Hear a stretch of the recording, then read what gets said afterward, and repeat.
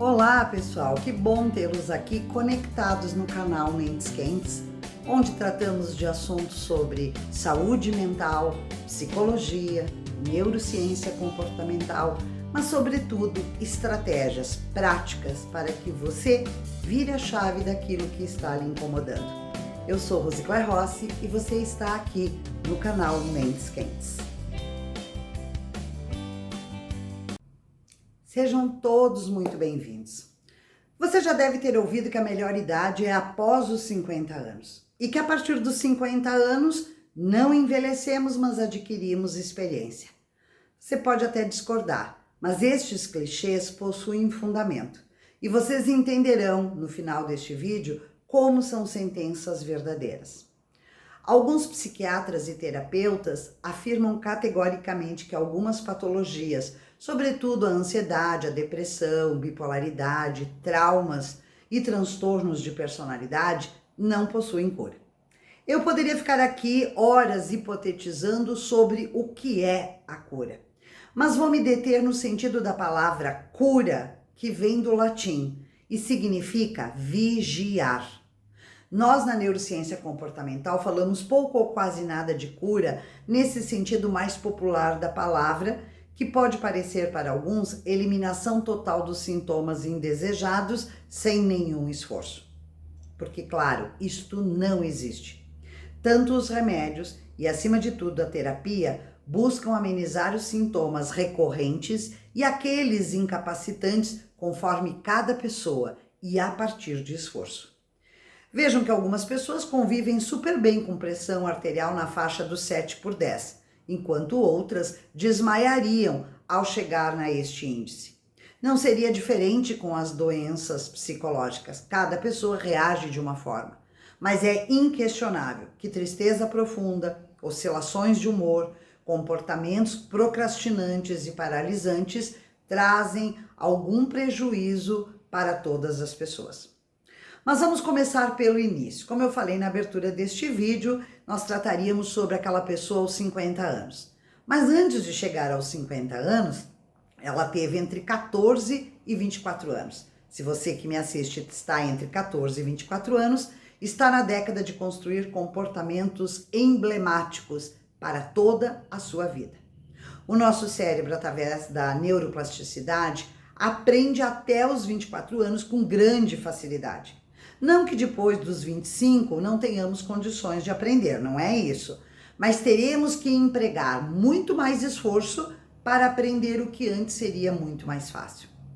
Por outro lado, este período, entre os 14 e os 24 anos, a juventude, nos remete à negligência de aspectos que de nenhuma forma poderiam ser associados, como querem dizer algumas pessoas, à imaturidade ou à impulsividade.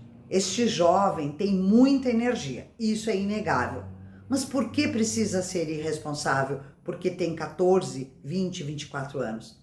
De onde veio a ideia de que um jovem faz muita bobagem entre 14 e 24 anos, fruto da sua impulsividade?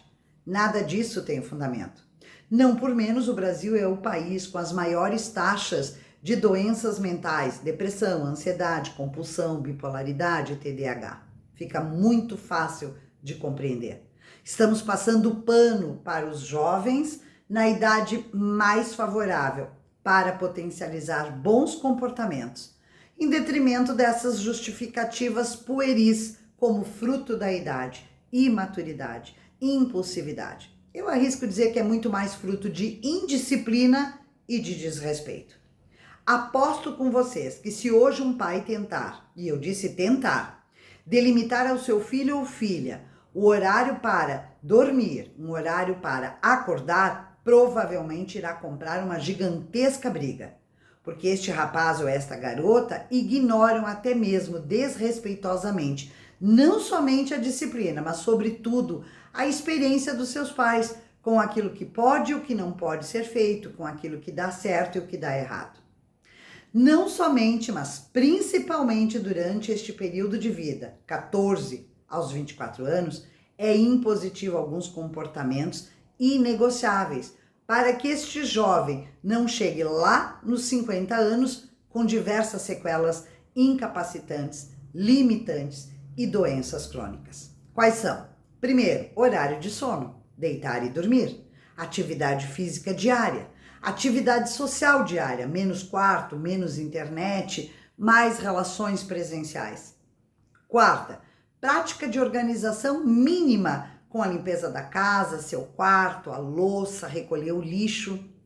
Quinto, alimentação saudável preparada em casa, aquela comida de verdade. Sexto, zero álcool, zero nicotina. Sétimo, estudar, seja qual for o seu interesse. Tenho certeza que estes 7 itens já seriam suficientes para que a pessoa tenha uma vida pautada em equilíbrio, saúde e bem-estar. Mas e se você já passou dos 24 anos até os 45 anos aproximadamente e está aqui me ouvindo? Então você está muito provavelmente na etapa em que se luta muito por coisas variadas e muitas delas você nem sabe bem por que lutar e nem como lutar. É uma fase da vida que se caracteriza pelo quanto construímos. Nossas carreiras, nossos bens materiais, nossa casa, nosso carro, consolidamos um relacionamento afetivo, bom ou ruim, construímos uma nova família. Todavia, quase sempre nem tudo isso de fato acontece como queremos. Você pode ainda estar sozinho, ou até mesmo saindo de um relacionamento que lhe trouxe muito sofrimento. Você pode ter se tornado pai ou mãe e isso está lhe parecendo que bagunçou os seus planos. Você pode ainda não ter encontrado um emprego que consiga manter ou que lhe traga estabilidade. Pode ainda estar morando com os seus pais ou sem ter bem onde morar. Já apresenta nítidos sinais de tristeza, intercalados com raiva, com agressividade, com insônia. E já buscou ou está prestes a buscar um psiquiatra, porque alguém lhe disse que o seu caso é para medicação. Retome a minha lista anterior dos 7 comportamentos inegociáveis para quando você tinha entre 14 e 24 anos. Analise se eram condutas inegociáveis na sua vida. Eu arrisco dizer com 100% de certeza que destas 7, no mínimo 4 delas você nunca as fez. E o plantio é opcional, mas a colheita sempre será obrigatória. Ninguém planta batatas e colhe bananas.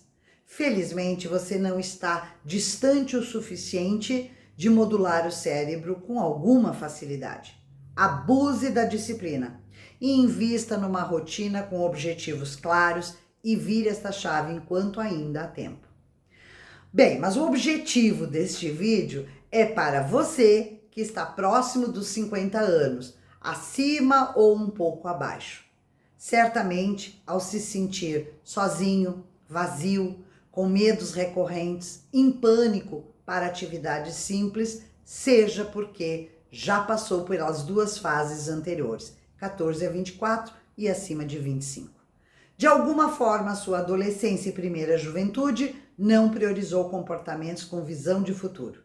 E, fundamentalmente, passando os 24 anos, ainda que repleto de traumas, solidões, frustrações e perdas, até pelo poder da idade e da energia, você foi tocando em frente. Seguiu o percurso que a maioria das pessoas em seu torno seguiam, em que pese já a época e modo, estava doente. E quanto mais você prosseguia, sem um rumo adequado para a sua estrutura, mais você adoecia, até chegar aí, na casa dos 50, e se sentir absolutamente doente, paralisado e assustado em como será a sua vida daqui para frente. Mas vamos tentar entender o processo. A nossa biofisiologia, bem como o processo contínuo e gradual desde a vida adulta, pode nos permitir recalcular a rota, a sua rota.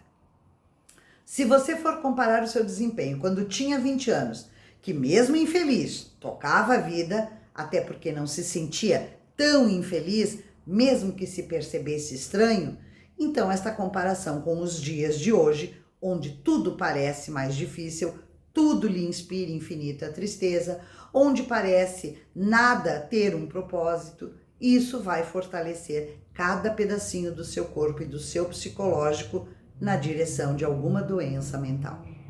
Não podemos seguir este caminho. Nem se compare com você aos 20 ou 30 anos, nem se compare com outras pessoas com 50 anos, porém em outro estágio. Vamos simplesmente recalcular a sua rota. O seu passado, bom ou ruim, disciplinado ou negligente, com autocuidado ou relapso, é o que lhe trouxe até aqui. E é isso que temos. Nem tudo foi bom, mas nem tudo deve ter sido ruim. A questão agora é viver os 50 ou mais da forma mais eficiente possível e com equilíbrio mental. Vamos começar com algumas orientações também para quem está com 50 anos. Primeiro, supostamente, via de regra, você não tem filhos pequenos que dependam totalmente de você. Então, quando não temos terceiros que dependam da nossa performance, a pressão fica menor. Tudo que precisamos neste momento é que você sinta menor pressão. E sobre ajudar seus filhos ou netos adultos, reposicione-se. Isso pode não fazer bem nem para você e nem para eles, que não crescem buscando a psicologia do dinheiro adequado. Segunda orientação. Sentindo menor pressão, relaxe sobre desempenhos profissionais. Não estou dizendo aqui para ficar em casa inerte. Se você conseguir trabalhar, escolha atividades, mesmo que com menor remuneração, mas que lhe traga menor exigibilidade. Ou até mesmo aquelas atividades sem remuneração, mas que lhe tragam crescimento e satisfação pessoal. Ocupe o seu tempo com um movimento que não seja ficar em casa sem nada fazer ou apenas com atividades domésticas. Você precisa ainda produzir. Terceira orientação. Encontre algo que lhe desafie. Um esporte, uma dança, pilates, hidroginástica, uma atividade manual como artesanato, culinária, atividades em uma ONG, escrever um livro, manter um canal na internet com suas experiências, investir em fotografia, jardinagem, crie seu próprio clube com os amigos ou com uma sociedade para grupo de leitura, dê aula complementar numa determinada disciplina, enfim, procure em seus desejos, aptidões, habilidades, algo que lhe traga algum desafio e também complemente aquele movimento. Quarta orientação. Para colaborar com este item anterior, preciso reforçar também o movimento físico. Crie uma rotina diária para toda manhã, antes das 9 horas, sair para uma caminhada, sem necessariamente ser acelerada ou aeróbica. Mínimo 10 minutos. Quinta orientação. Mais importante de tudo, aquela disciplina negligenciada no passado ou parcialmente negligenciada, porque você se importou muito com a rotina externa e praticamente nada para aquilo que lhe trouxesse saúde mental, agora é emergencial. Limite seu tempo diante da televisão, seja mais seletivo com os programas que irá assistir, dê preferência a programas menos sensacionalistas e calamitosos. Sobretudo, restrinja seu tempo com redes sociais. Marque horário para navegar na rede. Você precisa introduzir e ver outras fontes de vida, que não a vida dos outros em recortes pela internet. Sexta orientação. Nesta rotina, não seja sequestrado por distrações necessárias e medos irreais a ponto de lhe tirar o sono. A higiene do sono é a estratégia que deveria iniciar no dia que nascemos e terminar até o nosso último suspiro. Tem horário certo para deitar e para levantar. E aprenda aqui no canal sobre higiene do sono. Sétima orientação, mantenha sua casa organizada. Se o seu corpo já não lhe permite faxina completa, não se cobre por isso. Faça cada dia um cômodo da casa, gastando mais tempo do que seria normal no passado. Lembrando que não é o tempo que lhe cura, mas o que você faz do seu tempo que lhe cura. Então, a organização do seu espaço é um treino modular para a organização mental, mas de forma alguma deve ser uma paranoia. Vamos agora então para a oitava dica. Você talvez perceba que sua memória tem lhe traído. É possível, sim, e faz parte do envelhecer. Crie estratégias de agenda, de um recadinho na geladeira, de um mural de avisos e se divirta com a situação. Felizmente, sua memória só está faltando agora. talvez na fase que você menos precise, que menos lhe traga prejuízos. Nona dica: não negue nenhum contato pessoal. Se puder trocar ideia com um estranho lá na fila da padaria, faça. Isso é relacionamento superficial, mas é eficiente. Se um amigo lhe convidar para um café, vá. Por mais interessante que poderia ter sido e não é, você não tem certeza do quanto essa rede de conhecidos ainda pode ser benéfica. Se um familiar lhe sugerir uma viagem, não pense duas vezes e gaste parte das suas economias, se for o caso, mas vá passear com aqueles a quem tem grande apreço. 10ª orientação: exercite seu cérebro. Sendo ou não hábitos, você precisa fazer leitura e escrita todos os dias, porque apesar do cérebro não ser um músculo, ele precisa ser estimulado. 11ª orientação, e talvez a dica mais emblemática: se alguém for truculento ou deselegante, não sofra por falta de urbanidade e ética do outro, mas também não se aplique à autopiedade. Trate cada situação com a seriedade que merece. Fale ao seu oponente que não lhe agradou. Deixe claro seus limites e vire a página. Viver aos 50 anos ou mais pode ser mais fácil do que lhe parece, mas quase sempre não o é, porque resistimos em aceitar poucos contatos como tínhamos na juventude, aceitar pouco trabalho remunerado como tínhamos na vida adulta, aceitar menor condicionamento físico ou desgaste da beleza, porque sim, não temos mais 20 anos, aceitar uma memória mais inconstante, porque nossos neurotransmissores estão sobrecarregados com as escolhas desastrosas do passado que nós próprios fizemos.